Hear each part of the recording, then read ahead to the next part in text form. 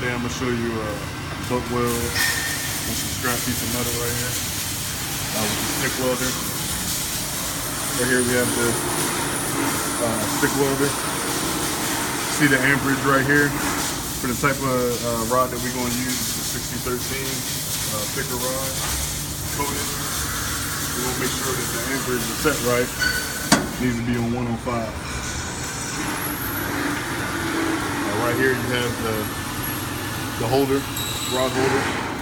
Once this is on and grounded properly, it sends the charge through the rod so you can go ahead and strike your arc and get it done. Right here is the ground clamp.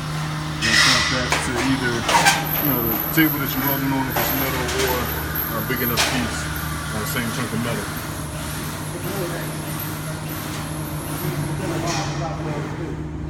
Here it is, the uncoated part of the rod. You're gonna go ahead and slide that right between the little indentation to hold it. Like I said, I'm about to do a butt weld on this. So I'm gonna go ahead and cut it on. Before you cut it on, you wanna make sure you have on proper gloves, goggles, welding mask.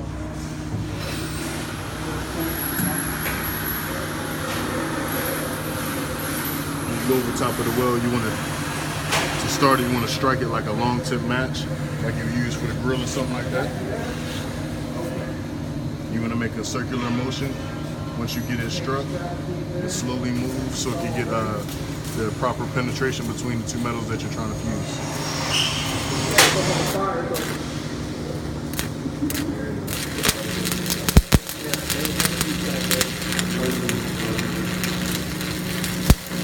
Hard to start the research. If I was to use it, I'm putting it kind of hard to do.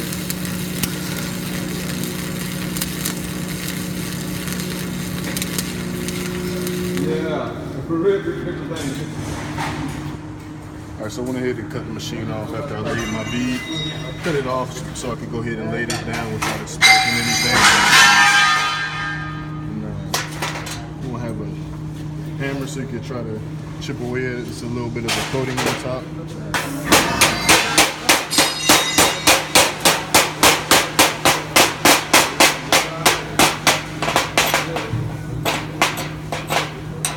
And then there you can see that it's bonded both of the pieces. It's penetrated, and you're probably not going to bend it.